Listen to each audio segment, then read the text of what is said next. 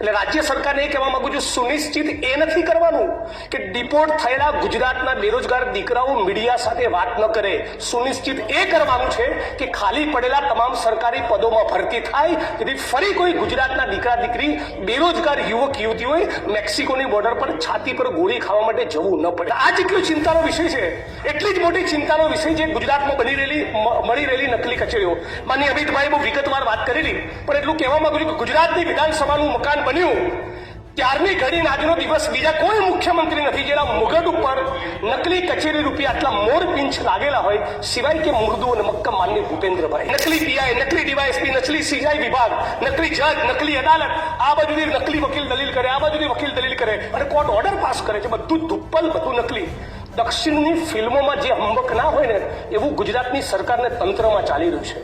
આટલી બધી નકલી કચેરીઓ બાદ રાજ્યની સરકાર એવું કમિટમેન્ટ આપવા માંગે છે ગુજરાતની 6.5 કરોડ 7 કરોડ જનતાને કે જેટલી પણ નકલી કચેરીઓ પકડાઈ એ તમામના કસૂરવાર, એમાં નેતા હોય કે અધિકારી હોય, 1 વર્ષમાં બધાની ટ્રાયલ પૂરી કરીને બધાને સાબરમતી સેન્ટ્રલ જેલના સળિયા પાછળ ધકેલીશું. આવી કોઈ પ્રતિબદ્ધતા રાજ્યની સરકારની છે? શું રાજ્યના મહામહિમ રાજ્યપાલ આ સ્પીચમાં આ વિશે એક શબ્દ બોલ્યા છે? મારી અધ્યક્ષની ચિંતાનો વિષય મહિલાઓની સુરક્ષાનો છે. આપ કદાચ એક કિસ્સો જાણતા હશો. સંતરામપુરના બોયડિયા ગામની દલિત સમાજની એક દીકરી પર 10 દિવસ સુધી જુદા જુદા ફાર્મ હાઉસમાં રેપ થયો, ગેંગરેપ. અને દીકરી પોતાના લોહીથી ભીના કપડા સાથે સંતરામપુર પોલીસ સ્ટેશનમાં જાય છે, ગેંગરેપની એફઆઈઆર કરાવે છે. અને જ્યારે ખબર પડે છે કે એક રાજકીય પક્ષના 3 આગેવાનોના એ ફરિયાદમાં નામ છે અને હમણાં સુધી જ્યારે મેસેજ પહોંચી જાય છે ત્યારે શું બને છે? એ રાજકીય પક્ષના લોકો પોતાની મહિલા વિંગની બહેનોને સંતરામપુર પોલીસ સ્ટેશન મોકલી સંતરામપુર પોલીસ સ્ટેશનમાં ગેંગરેપની દાખલ થયેલી ફરિયાદ અને દીકરીના આ પ્રકરણ સબબ જે સ્ટેશન ડાયરીમાં નોંધ કરવામાં આવી એ એફઆઈઆરનું પાનું, સ્ટેશન ડાયરીનું પાનું ફાડી નાખે છે. હા, આપણા ગુજરાતની અંદર દલિત સમાજની ગેંગરેપની પીડિતાની ફરિયાદ પોલીસ સ્ટેશનમાં ફાડી નાખવામાં આવી અને રાજ્યની સરકારે આ મુદ્દે મૌન ધારણ કર્યું. શું કર્યું સરકારે એવું કર્યું કે ખાતાકી તપાસ આપી સચિન બાદશાહ નામના ડીએસપીને, અને મહાન આપણા એ આઈપીએસ અધિકારીએ શું કર્યું?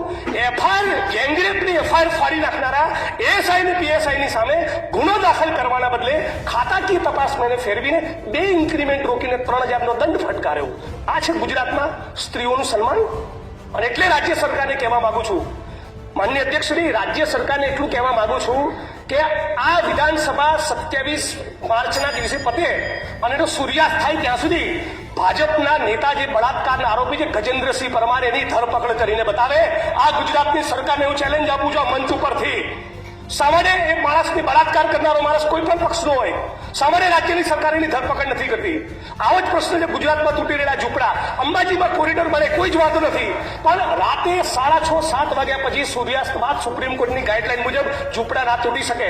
છતાં ગોમતીપુરમાં તોડ્યા, જુહાપુરામાં તોડ્યા, વટામણામાં દેવી પૂજક સમાજના ઝૂંપડા તોડવાના છે, માલધારી સમાજના ટુકડા તૂટી રહ્યા છે. અમદાવાદના ઓઢવની અંદર ઝૂંપડા તૂટે, મકાન કોઈ પણ માણસનું તૂટે તેને વૈકલ્પિક વ્યવસ્થા આપવી પડે. ધારો કે ગુજરાતના કોઈ વિસ્તારમાં 22 લોકોના ઘર તૂટવા નહીં તો સરકાર 22 મકાનો પહેલા એડવાન્સમાં કેમ રેડી નથી કરતી? હાઈકોર્ટના સુપ્રીમ કોર્ટની ગાઈડલાઈન છે દરેકને વૈકલ્પિક વ્યવસ્થા આપવી. રાઇટ ટુ સેન્ટર એ કોન્સ્ટિટ્યુશનલી ગેરંટેડ આપણો ફંડામેન્ટલ રાઇટ છે. તો આ રાઇટ્સ ગરીબ માણસોને લાગુ નથી પડતો. રિયલ એસ્ટેટના માફિયાઓ, ઉદ્યોગપતિઓ જમીનોમાં દબાણ કરે, એ દબાણ ખુલ્લા ના થાય અને દલિત, આદિવાસી, ઓબીસી સમાજના ઝૂંપડા તોડી નાખવાના, એને બેઘર કરી નાખવાનો. આ ગુજરાત વાઇબ્રન્ટ અને સ્વર્ણિમ ના હોઈ શકે.